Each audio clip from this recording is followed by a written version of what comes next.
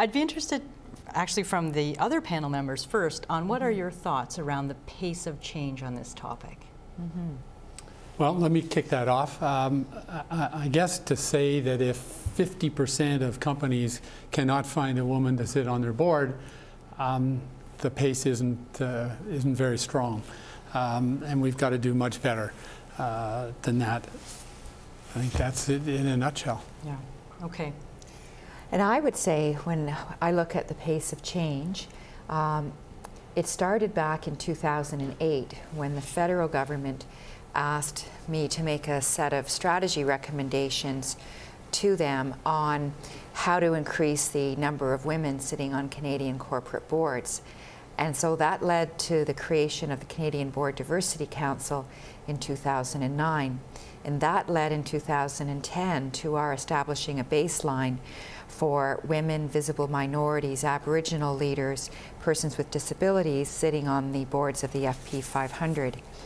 And so with respect to the pace of change, last week we released our 6th annual report card, and it said that as far as FP 500 boards are concerned, that women now hold 19.5% of those board seats. That's significant, and it's significant because the year before we reported 17.1%. So with 2.4 percentage point increase over 12 months, that's the single largest increase we've seen yet. And what's interesting is that when the federal government identified this as an economic issue, and we began to report on the rate of change and the pace of change, there's been much more interest in the topic of board diversity. And now we have the data to track the changes that we're seeing. So whereas at that first roundtable, Maureen, you will recall in 2013, we expected it would be until 2078 that boards would see gender parity. Whereas in fact now at 2.4 percentage point increase over 12 months, if we take that and look into the future, we could be looking at gender parity in 13 years, in 2028. So the pace of change has been slow up to this point. Certainly agree with you, Jim, on that. But we're hopeful that we're going to see the pace continue at its current, if not more quickly, because this is an economic issue, and it's an important economic issue for our country. So if we have seen some progress, and if we see some diversity advancements, why not let the stats speak for themselves, let nature run its course, so to speak, and why do we need regulation? I'd like to jump in on that. Absolutely. One of the reasons that we did this is that we weren't seeing that change. It's amazing what transparency and sunshine does to a discussion. It puts the real numbers out.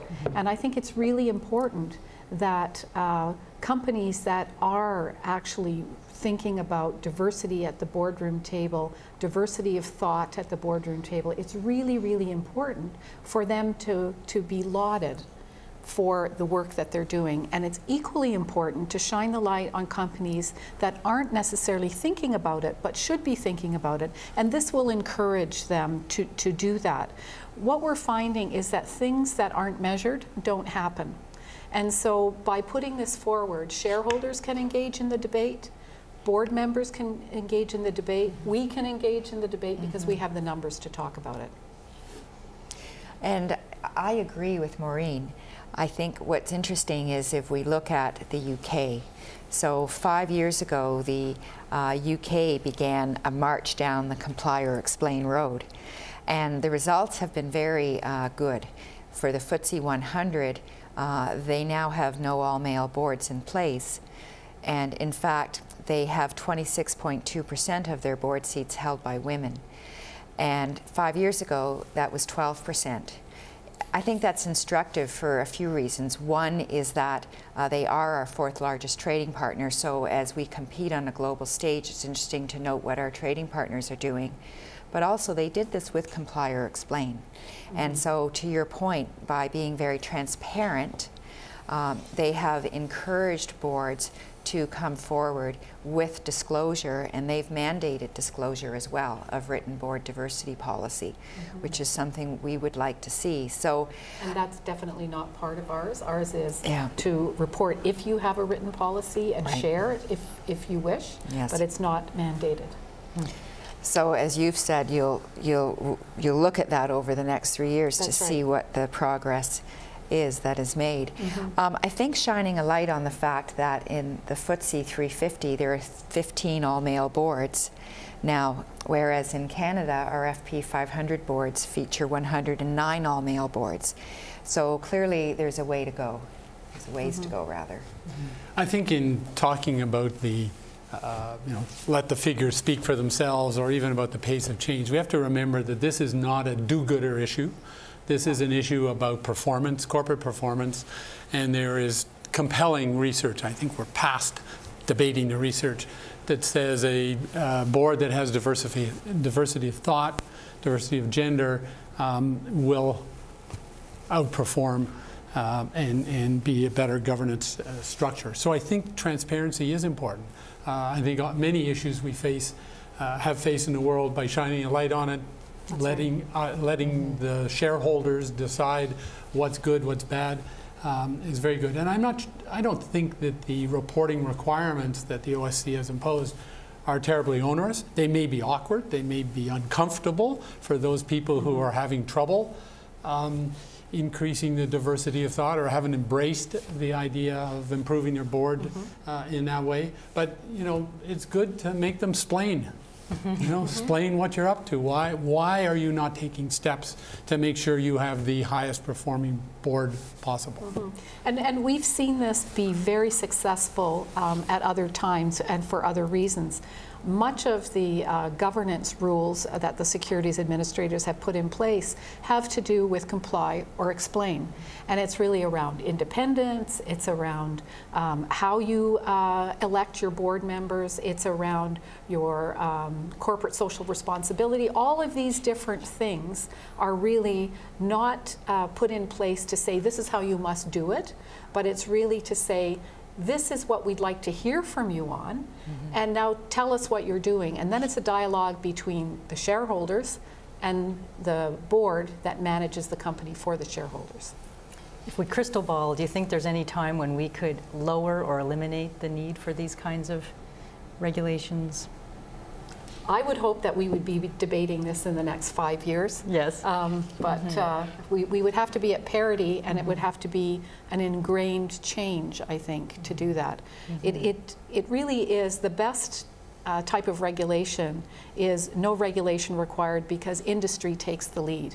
Unfortunately, some of these things, which are cultural and take a lot of time to change, require a push, and so we think that this rule is an impetus. So speaking of industry, you had specifically mentioned in your comments that the pace of change is slower in mining, oil and gas, and I believe you also mentioned technology. Technology, that's right. And so do we need to have sector-specific initiatives, targets or discussions, or is this just the way it is in certain sectors? Well, I think in certain sectors there's always a wish to say this is just the way it is. So I come from the mining sector. I was in the mining business for over 20 years. And so I was a technical person, a geologist, and I ended up running a public company. And so I will tell you that it is, there are much fewer women in mining, oil and gas, and technology companies. But that is really kind of a vestige from the past.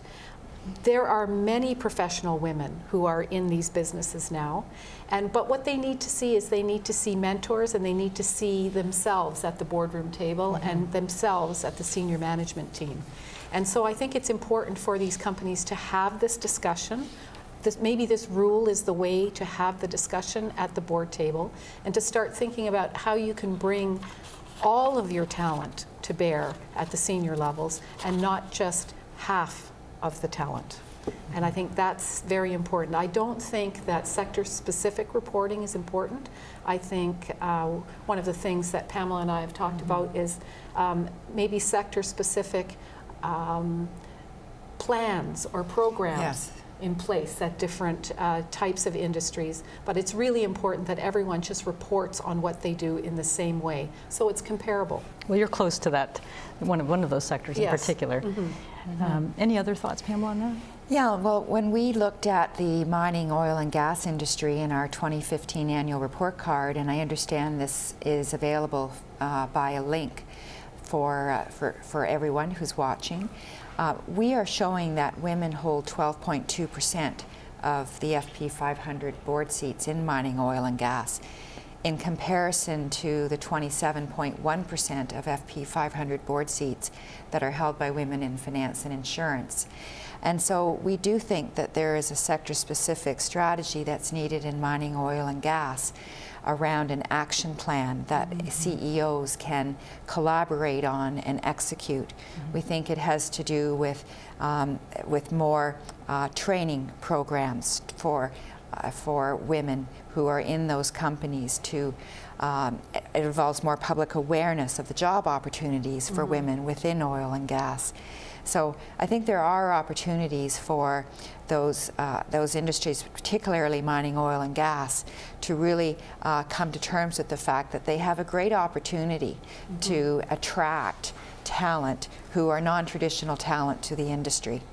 And as Jim, you've alluded to, the data shows that financial performance is driven by diversity, so there's money to be made here. Absolutely.